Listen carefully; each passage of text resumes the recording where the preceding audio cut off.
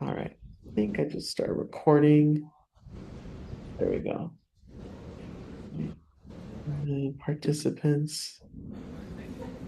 Let's see. Okay. How about we start with the first question? So that first question being, when and where were you born? And can you describe what your childhood was like growing up? Sure. Let me pull them up too so I can reference them. Yeah. But I was born in Napa, California, February 1988. um, Oh, and let's see what it was like growing up. I'm the oldest of three children. My brother and I are like 3 years apart, and my sister and I are 9 years apart. And so, one of the question was asking about caretakers, and I'm like, I was a caretaker. At some point, yeah. I was well, especially for my youngest sister. I did a lot of. I mean, we shared a room together. I still remember like putting her to sleep. Uh-huh. But I'll go back to early childhood. So I grew up in government housing from when I was very little to about fifth grade. And then we just kind of moved around in the same town of Napa. We've never really moved. Apart for 1 year, we moved away. We moved to Mexico actually, but then it just didn't work out. The education was way different. I had some, um, I spoke and read, Spanish, but it was just very different. Especially math, it's my favorite subject, and it was just on a different like level. So I didn't feel confident in like my favorite subject. So that was one Yeah. of the reasons why I didn't like it. But it just didn't work out for my family, and so we just moved back. But other than that, we've just lived in Napa. My parents bought a house in American Canyon once I was in high school. And that's the other thing. I did public school up until eighth grade. And then high school, I did a private Catholic school in Napa, Justin Siena High. That's in Mhm. Napa.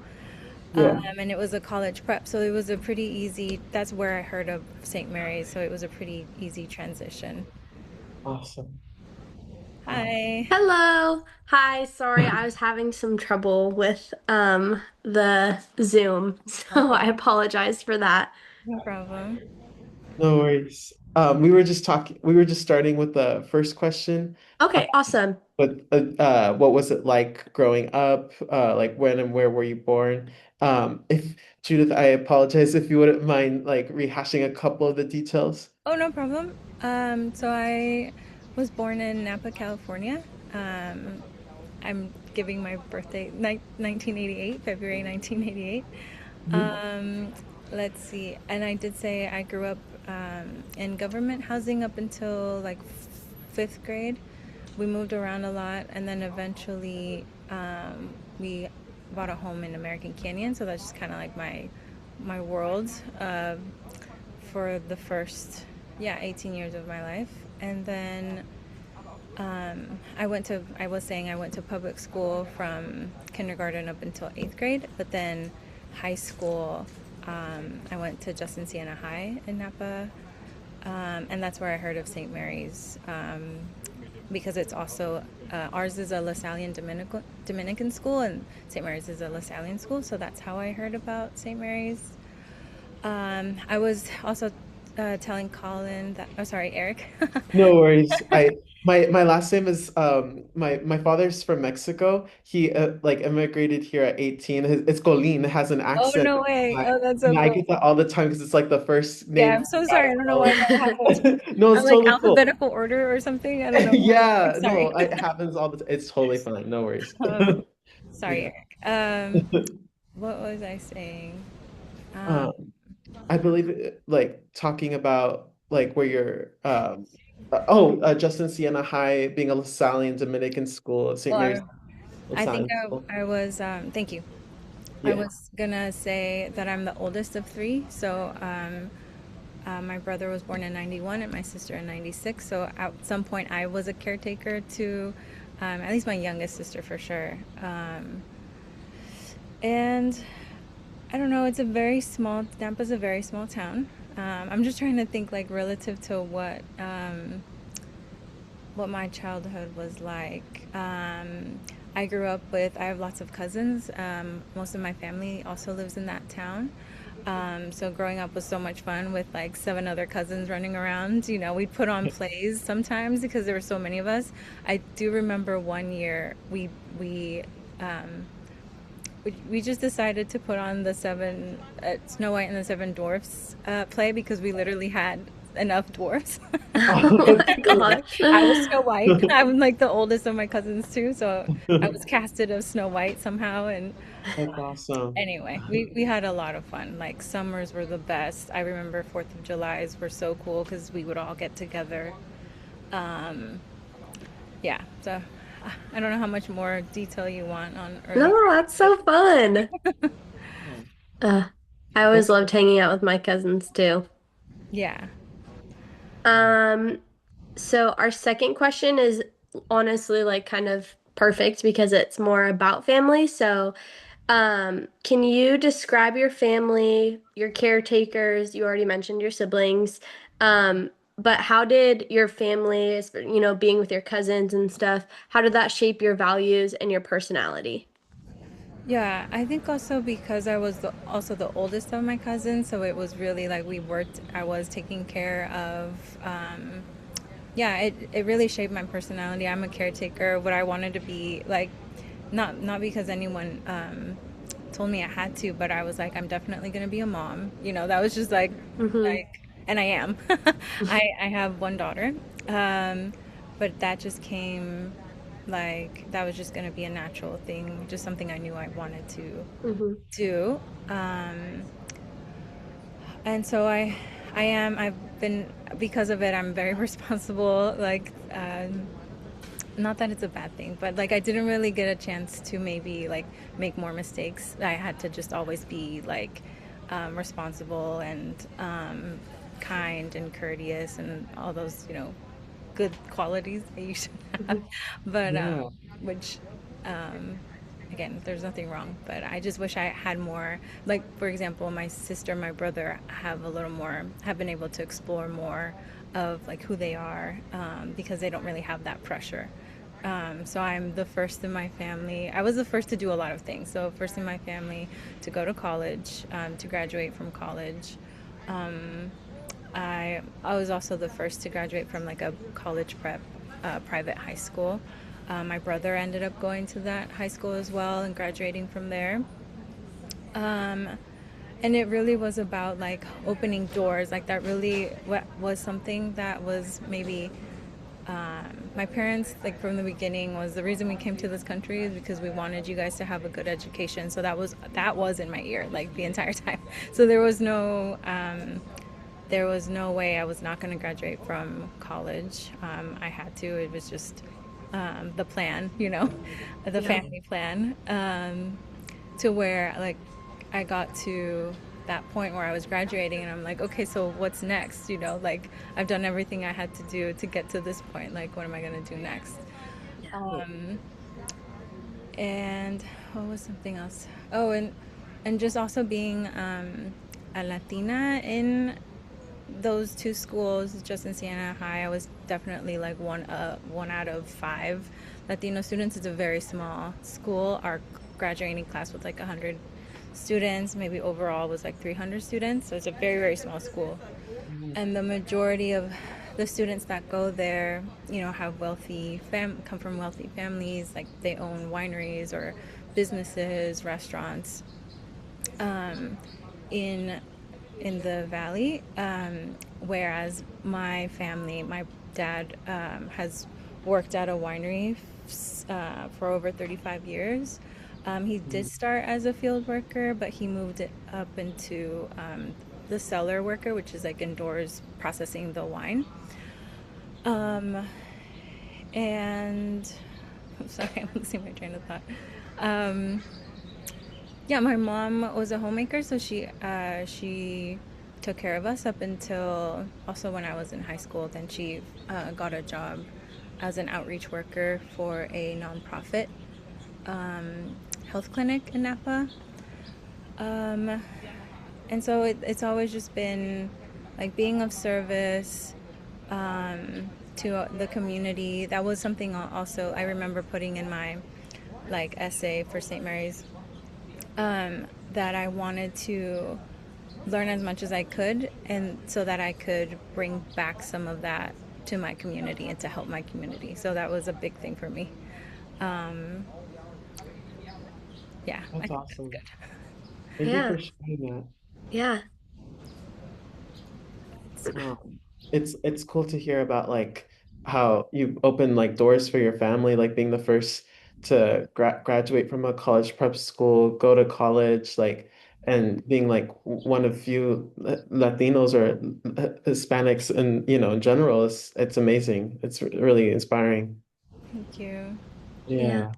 I definitely relate to your story a lot about that. Like the oldest, I'm an oldest sibling too. So like that oldest sibling pressure of like, you have to be this or that and that take care of your siblings thing. And it's like college is the plan. Like my parents were definitely the same way. So I definitely feel that. Yeah, Yeah.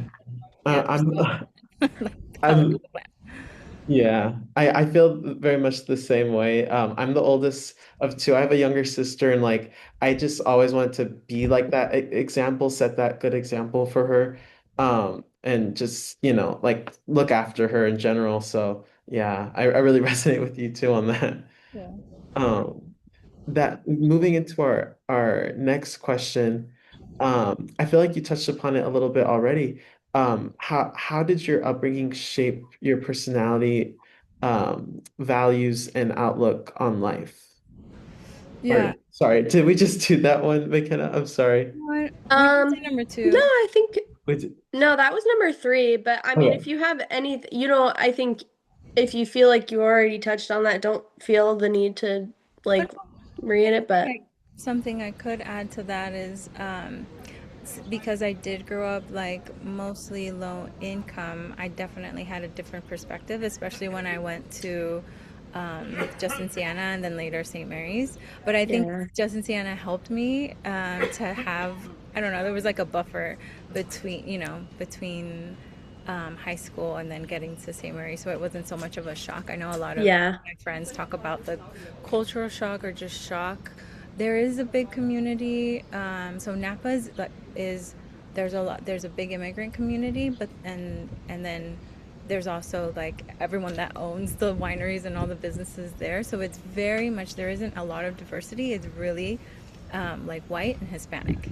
And so that was my reality. I have white cousins that married, my uncle married a white woman, and so I have mixed cousins. And so that's also maybe something that helped me like understand and like I again, it wasn't such a big shock coming to St. Mary's. But what I wanted to say is that growing up low income definitely gave me an appreciation for things because I didn't grow up with very much, and what I did have, like I knew I needed to take care of it as well. So I again the caretaker. It's the other way of saying, yeah, when you just I didn't grow up owning many things, but what I do own, I know that maybe it's for a short term, and for this time, I'm the caretaker of that thing.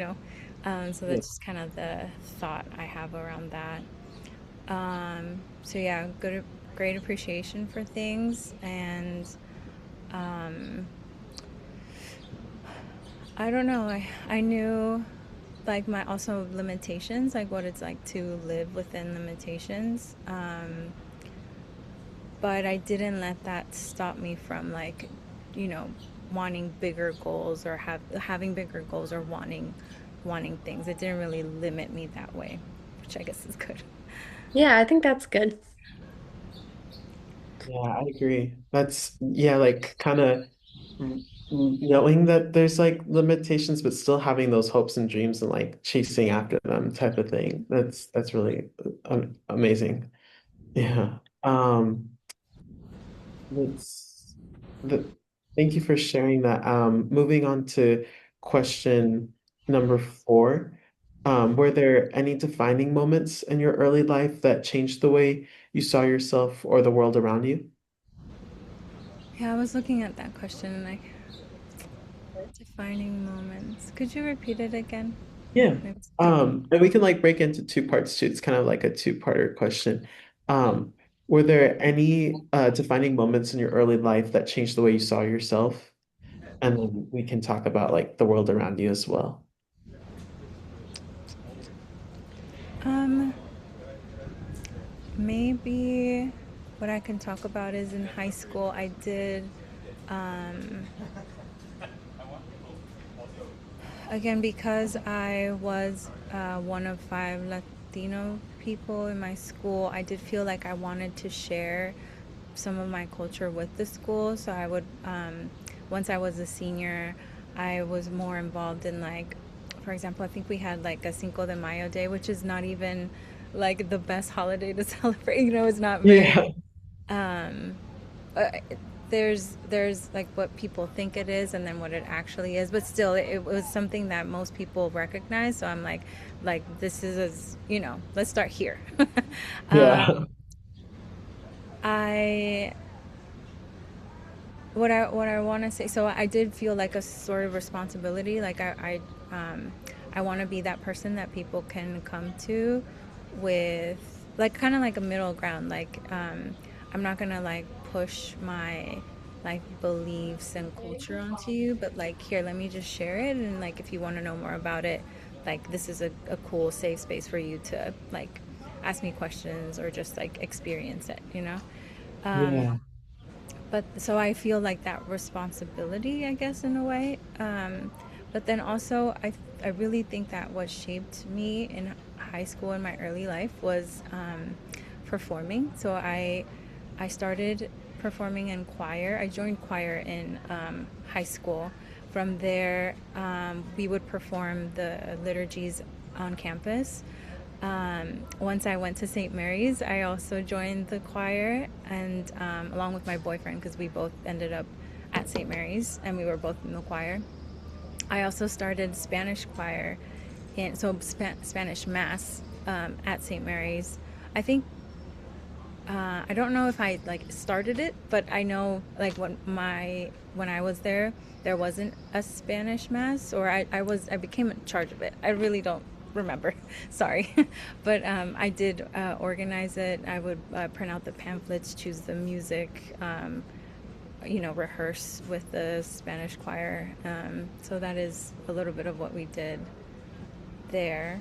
Um, but then I also performed plays. I was in musicals during my school year, so high school years. So yeah, yeah, all 4 years I was in the spring musical, and so I feel like that. And I didn't have like um, big roles, you know, the first or second year, but by my junior and senior year, I did have a pretty big role, and that just gave me that really shaped I really do think that really shaped everything for me, or just because it gave me like I realized I guess I had a lot of confidence and talent, and I wasn't afraid of like showing that, um, and expressing that side of myself. And I really, well, that carried on to college, because then again, I did the Spanish choir, but then all of those cultural nights, I performed at like every culture night of freshmen, like all 4 years. Do you guys still have the Latino culture night, expressions of blackness? Yeah. Um, yeah, I Okay. think so. I think We call it, definitely Latino oh yeah, culture night for Is sure. it a different Cultural night? Night Showcase. Yeah. Yeah. Oh, okay, it's a different name now. Yeah. Yeah. Yeah. But it's still like a really big event on campus. We have like Mm-hmm. Black Yeah. Student Union, the Baile Folklorico group. There's They're Apostle. huge. People love them. They're That's great. It's Yeah. really cool. Yeah. so yeah, so that was a little bit of like I feel like it did shape me because it carried me, you know, into college, and I was able to still um, perform and um, just kind of I was able to express myself that way. And it's something that I'm not doing currently. So I'm like, oh, I really do miss that. You know, that was something pretty important. Um, yeah, and I'm glad that I gave my time to do that because now I am a mother and that's like my number one priority. So I'm really grateful for that time. Hmm. Oh, Beautiful. that's so cool that you kind of like found your confidence there. I don't know, I think that's a really important thing for everybody, but I can just like, even when you talk about it, like I can see like how much you really loved that. So that was awesome. Um, this is a good question. So, number 6 is, were there any dreams or aspirations you had as a child that changed as you grew up, and what influenced those changes? Yes. So, ever since I was a child, there was always two. There was like, what's the responsible thing to do, and like, what's my actual dream? So, I think Hmm. my dream was to become some sort of like actor, singer. But I also wanted to be a teacher or a doctor. I think when I would play as a kid, I would, make a role sheet and pretend that, I would play that role. Yeah. And then I really wanted to be a pediatrician. I do remember, and that didn't change until high school when I took biology. I got a B, which is not a bad grade, but I was like, no, if I'm gonna be this, it's gotta be an A. So I was pretty hard on myself there. I also really loved math, so I'm like, well, I'm gonna teach math instead. So I went to St. Mary's as a math major. I started as a math Hmm. major. And then I changed over to the Teachers for Tomorrow program. I'm not sure if they have it still there, but it's under the um, Liberal and Civic Studies, which I think is now leadership. Justice, community, and Yeah. leadership. Yeah. So that's the major. Um, Man, I forgot what the question was, or what were we Oh, talking about? I mean, I think it was just that like change. I mean, what the second part of the question is, what influenced those changes? So like what made you want to change from like math to um I now I'm like JCL, that's Yeah, what it is. it's okay. But to like go on the teaching for tomorrow path. Teachers for Tomorrow track. Yeah, I think actually the shift was probably like, and I do remember auditioning. I did an audition for American Idol, but I did something similar in the like Latino community, and now Hmm. I can't remember the name, Is but it I did Lavos? audition.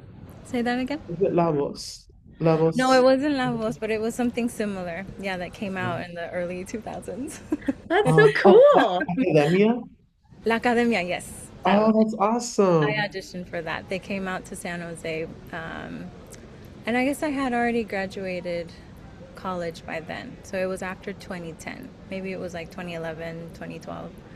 Um, I think it was my mom who said, like, you have to graduate from college first and then you can, pursue this. Yeah.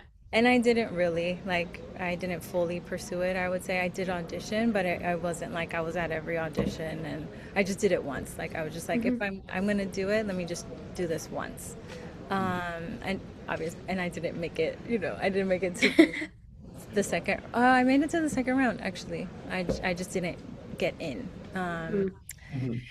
But so that was fun. But I think just the practical part of me was definitely like if I do want to have a family eventually, like let's get real and find a career. So teaching, I think, just came naturally, and that's why I wanted to switch over to that. Especially because it was math. I wanted to teach math. That's how it. Hmm. That's how it went. I'm like, if I'm not going to be a math major, um, at least I can teach. Or I'm going to be a math major, so I can teach math. I wanted to Hmm. teach middle school. Um, but yeah, that was the main reason why it was just a practical decision.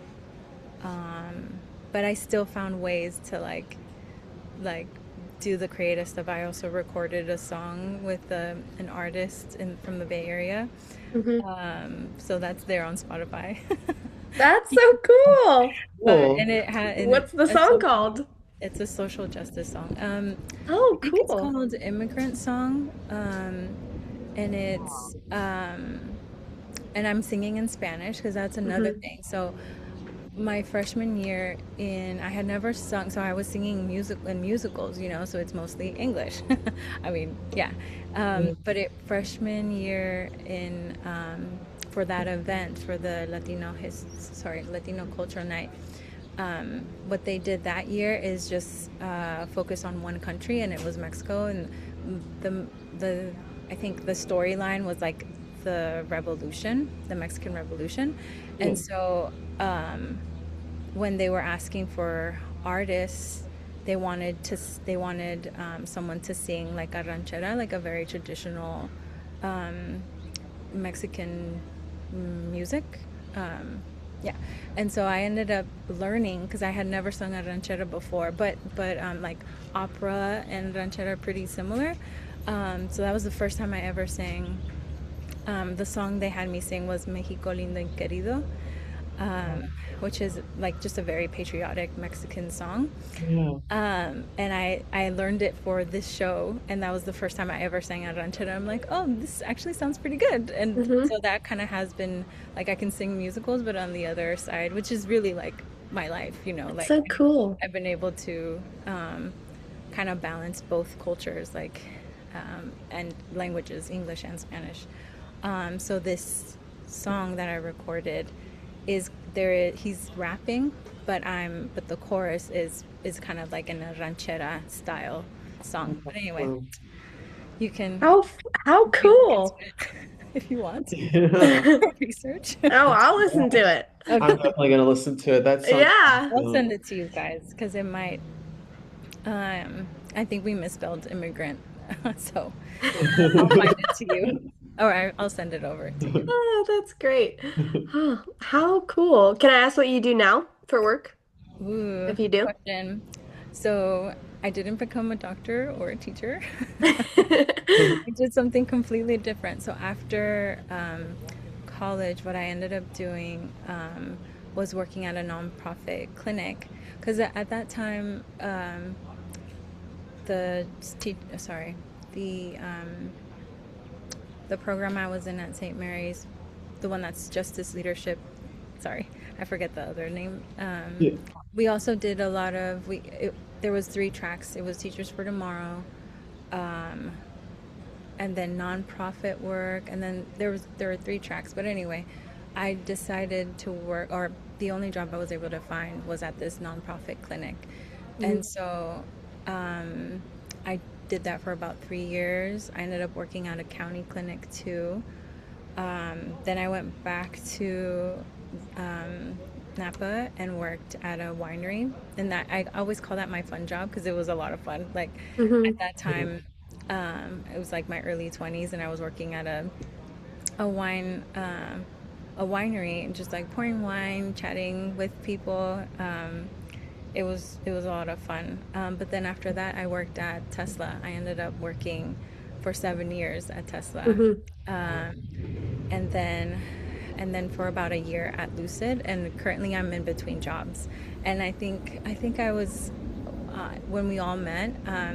I was saying how I feel that at St. Mary's it felt like, or the 4 years that I was there, it really felt. And I did read through your guys' interviews, and I think Mhm. I kind of talked about this how at St. Mary's you kind of can feel, or it's to me it's like a mini version of the bigger world, right? So Yeah. whoever the person that you end up becoming ends up being kind of like uh, it foreshadows maybe like who you're gonna be like once you're Mhm. out in the bigger world. You are in the bigger Mhm. world, but it really is a nice Yeah. like playground, or like almost like a different reality where Mhm.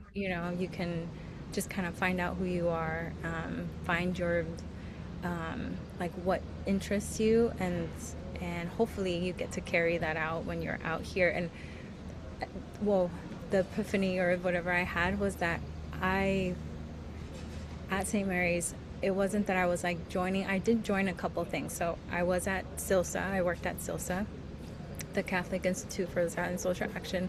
I was there at the fishbowl guiding other students that needed to complete service hours. So I did that for a couple years. Then I became a Bonner leader my senior year, and I taught English to the Sodexo workers, Sodexo, and I think it was mostly Sodexo. Um, and what I'm realizing is that all those things I kind of like created myself. It wasn't that I was like joining other things. Like, Hmm. yes, I joined Silsa and I was going to these like doing service in places, which filled, like, I really, um, I am a helpful person or like person of service. Like, I do see myself as that. So that filled like part of, um, I don't want to say filled a void, but like, you know what I mean? Like, Mhm. it's part of me. It's something that fills me up, is what I'm trying to say. Fills me up. Yeah. Yeah. But then I did create things for myself. And I think that's where I'm at right now, where I'm like I do miss the performing and singing. I do miss like being of service somehow. Working at a tech company, like, and it was corporate too. So um, it just didn't fill me up the same way as like even working Hmm. at the county clinic or the nonprofit. Hmm. But it was, again, practical. Like, it was a great opportunity. I'm so glad I was able to work there, especially in the early years. Um, and it's just like a, well-known company now. And it's just crazy to think that I survived working there for so long. But yeah, that's kind of where I'm at. I'm like, I think I'm in the creative space right now. I do want to start my own business. I'm just not entirely sure what I would be doing, but I'm like, it was mainly business operations at St. Mary's, at Tesla. And so I'm like, man, I'm like helping run, this man's business. Like, I should be doing that for myself. But I just need to find, exactly what. So I'm in the in between creative stages right now. So it's an exciting time. I relate to you so much because I just totally understand. Like Cool. that's where like I'm at because like I'm an accounting major, but it's like I'm also a super creative Oh, I do see person. that in your And style. I'm like, yeah. So like it's something that I know like after college and like while I'm in college I want to explore like different parts, but I'm just like I think it's really inspiring to hear you say that because I think a lot of times like at least for me while you're in college now like everybody's so worried about what they're gonna do, and to Yeah. see you with so many different like careers over the since you graduated college of like now you're like totally like let me start this new thing. Yeah. I think that's really awesome and I think it's super inspiring. So Oh, so good. I'm glad. At the time, it doesn't feel, it doesn't yeah. feel like you're like, man, I have no direction. Or even now, I'm like, man, like, I had this corporate job, like, I should have stayed there, but there was something in me that was like, no, this isn't you. Like, Yeah. you gotta figure it out, and you're not gonna do that here, Yeah. in a room in a cubicle. It's not Yeah. gonna happen here. Yeah. So I would say just keep like just keep that creative side alive, like whatever it is that you do. Like, if you're a writer, just like write every day. They say that, and I should have done more of that, as I'm thinking back. But I did, like, for example, I think when I was recording, I was working at the clinic and I was literally wearing scrubs. So it's like I finished my shift and then I went Hmm. and recorded. I had to go to Oakland to do that. Um, and so it's just, if you really are committed to it, like, you'll make it happen. Yeah, you'll do whatever you got to do to make it happen. Awesome. That's Okay. awesome. Yeah. Question number 7. Why did you decide to come to St. Mary's and what was the decision process like to go there? Yeah, that's a really interesting story. Well, it's not that interesting, but I only applied to St. Mary's. And I did have a career counselor, or sorry, college counselor. And she wasn't, I'm surprised she wasn't like, no, I'm pretty sure she suggested that I apply to other schools. And I did have other schools in mind, but I just knew like I'm gonna go to St. Mary's. That's the only school I want to apply Hmm. to. I also, because of the low income thing, like I couldn't really just be applying, and I forget what the fee Everywhere. was like at the time, but we definitely could not afford me applying Yeah. to a whole bunch of schools. So expensive. So, um, so yeah, that was the only school, and I heard of it just through Justin Sienna. I knew it was our sister school. I knew someone that had gone there before. Maybe she was a teacher. Yeah, she was a teacher. I think she was my seventh and eighth grade math teacher. Went to St. Mary's, and I think that's actually where I heard the name for the first Hmm. time. And so I was like, that's the school I'm gonna go to. Also, the fact that it was so close. I think in yours, Eric, you were talking about being close to home. That was definitely Yeah. very important for me too. So it was only like 45 minutes away if I ever wanted to go back home. I was on campus all 4 years. But if I ever got homesick, especially the first year, I was definitely going home like every weekend until I was like, okay, I think I can hang out at St. Mary's. I think it was just the Yeah. first semester where I was going Yeah. a lot, and but then also my parents were able to come to campus whenever I had Spanish mass or for any of my performances. So that was a big reason for the location, and then um, yeah, I like that at the time it was very important to go to a Catholic school. Like I said, I was very involved. I was involved with mission ministry too at St. Mary's. I forgot to mention that. So those were like the big ones: mission and ministry, SILSA, and then I was part of the committee for the Latino Culture Night. But I would also perform. But I also performed at the Bash. That was when was that? Um, Junior and senior year. The Bash is I don't know if it's still called the Bash, but it's the LGBTQ culture night. I don't Oh, know if we have one of those. yeah. No? Oh, that's so sad to hear.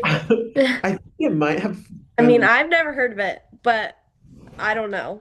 Yeah, I haven't heard of Bash either, but I there's an LGBTQ like cultural what do you call that?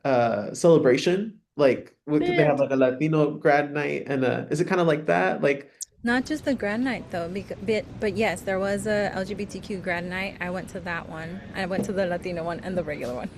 yeah. um, So, but yeah, oh, that's upsetting. We did a lot, and I'm sure we'll talk about this in the other interviews, but that was I think that's what was different about our year that maybe, like, for example, your year might not have, is that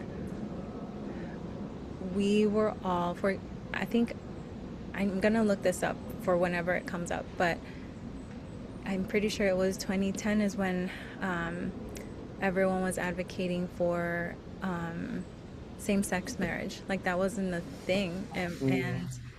right, and it wasn't that long ago. um, and so, for example, Latinos were going to those marches. It didn't matter.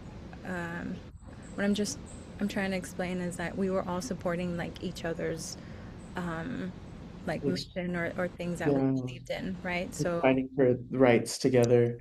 right, um, and yeah, that just I would say I'm an ally, and it just feels like um, I don't know. It makes me really sad to hear that you guys don't have that alive still, because I feel like that's where it's just a big missing piece, and I'll try to write it all out so I can explain it better. Sorry. No No, worries. don't worry. I think Yeah. I definitely want to look into that more and like see where that ended or if it's just different now and how it's different. So that's cool. Yeah. Yeah. Sorry, I got off topic. No, No, that's no, perfect. that's great. That's Yeah. great. It helps us like learn more about what, the campus culture was like, what was going on in your like formative years. Like this is Yeah, perfect. Like feel free to yeah. take. in any I direction. know. Yeah. I'm sure we'll talk about that kind of stuff more, especially as we go into more of like what your involvements and what you did on campus was. But I think it fits in perfectly because it shows, why that was important to you, why you were a part of all those things. So I enjoyed. Cool. All right. Um, I Yep. think that's it. If there's anything else you want to share. Maybe no, I think that's pretty much it because this is the first one was about the early Yeah. years and Yeah. St. Mary's. Well, how I got to St. Mary's, not necessarily our activism on campus yet. Hmm. Uh-huh. Yeah. Which you can also talk about some of the activism too, if you'd like, a little bit. It's kind of like a teaser. A Or teaser. yeah. Well, yeah, I really want to think through, and hopefully, like it's great. I'm explaining it, or so. And this is something that Malena and I were talking about. That maybe some members are of our struggle, especially the men, straight men, weren't really like all about gay rights, but they were still there, and they were still there in like while we were having these conversations, once we were starting our struggle. You know what I mean? Like, because and I wasn't there. I did attend, but it all started with a open mic, and I don't know if you guys still have open mic there, but that's where people started either, an open mic there. You can just go up there and just talk about whatever is on your mind, but most of the themes were about, you know, inequality, about racism, about like different things. But again, during that time, I'm pretty sure was when there were big protests, and what I'm saying is like everyone was showing up, right? So black women, Latino women, straight women, like they were, and I'm speaking as a woman, right? So we were all there for their um, for their cause. Um,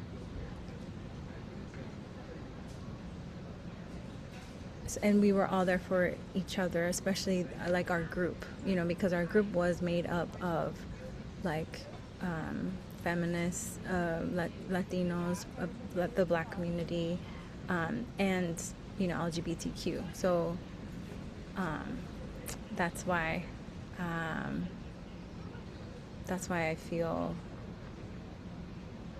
like we became so close, and that was the tagline, right? Or the line is, our struggle is tied with yours. So like so it wasn't just like a cheesy line. It really, like, I definitely felt that way. Yeah. And I have an idea of maybe why it's no longer there. There was a um I really feel that it depends on the faculty, and this is why we brought that up, right? Like, Mm. um I will say I became more close with like the theater, dance teachers, even though I was not a theater major or a dance major, but like the artsy crew, um, because they were also like, one of them was definitely, he was a gay man, and that's why I performed. We did, have you heard of the musical Rent? Yes. Yeah. So No. we did, we did La Vie Boheme for the Bash. That's when I performed at the Bash. The Bash was what I forget what the acronym is, but it was the LGBTQ like culture night. Um, and the main, or he was a professor. He was a theater professor. He was the one that like led that culture night. Um, he passed away like maybe like 5 to 10 years ago. So I'm kind of feeling like, and he was just this big personality. Everyone knew him. His name is Reed Davis, if you want to look him up. Yeah. Um, but I think, yeah, I really do feel if there was no one else to kind of like replace him or, you know, people like him. Um, And and this, what I mean by that is like a gay faculty. mhm. Then that's probably why. Like, Mm. because I forget how the culture nights, I'm pretty sure you need to have like a Okay. faculty person as your advisor or something. Mm-hmm. Yeah. Yeah. Mm. So anyway, I'm Um, I'm just kind of like connecting the Yeah. dots. That probably is the reason why. yeah. So he's kind of like that guy that kind of got it going, right? Like the fact, well, with the students, of course, but kind of helped put this thing on for you guys. Mm-hmm. Yeah. Right. But it wasn't just our year. Now I want to look up like how it just was. That was just part of my St. Mary's experience. There was Latino Culture Night, and then it was every 4 years, so there was never a year where it wasn't. So that's why it just seems so like odd and different for me Yeah. having participated in them. Yeah. Anyway, Yeah, we'll definitely look into Reed Davis. It seems like Yeah. a guy. yeah, he was cool, and like I said, I was more close to them than any of my actual professors, like that, you know, Yeah. within even within my own major. So Yeah. yeah. Wow. Hmm. Anyway, Oh, thanks for sharing. That was a great story, and I can't wait to dive deeper on that for sure. So thanks for yeah, sharing just the tip of that. yeah, no Appreciate problem. it. And I'll Yeah. send over the song so you guys can Yeah. listen. Oh, thank you. That Oh, sounds Yeah, fine. awesome. Yeah, a thank little That's social awesome. justice song. Yeah, that's you. awesome. Yeah. Well, thank you Okay. so much for your time today, Judith. Like, this was just like awesome being a Yeah. chance to speak with you. Would you be open to meeting at this time again next week, possibly? Or Yeah, let's do it. And I wasn't sure if it was going to be through Zoom all, you know, every interview. If you wanted me to go on campus, I could. It would just, I would have to coordinate. But Okay. if you guys, because I know um, the professor was pretty excited about using the media room. yeah, Oh, yeah. Yeah, we'll talk to him about that. Maybe with either next week or maybe the week after or something, we can set something like that up.